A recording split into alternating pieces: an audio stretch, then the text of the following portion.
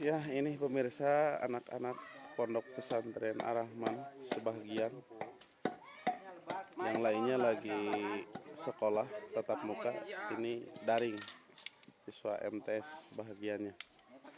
Mereka lagi melakukan aktivitas apa namanya, pembelahan kayu, mencar suluh. Tah, iya aya anu nuju melem kulit.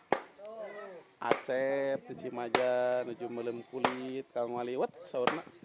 Oge iya aya Acep Randy sami ti Cihoe. Naon eta Jang? Kulit. Lan? Kulit. Bade ngaliwet aya teh? Ade. Kang naon teh teh mencaran suluh teh? Kang Hajat. Oh Hajat. Oh Kang Wadede ngeureut wa oman.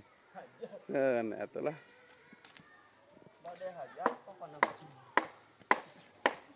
Siswi MI mereka melakukan pembelajaran tatap muka, tapi seperti santri tampilannya.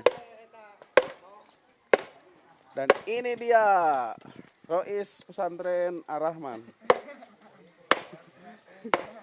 Wah, nemak ya. Jang, nemak Jang. Oke. Wah, ieu mah hajat badag euy barudaknya.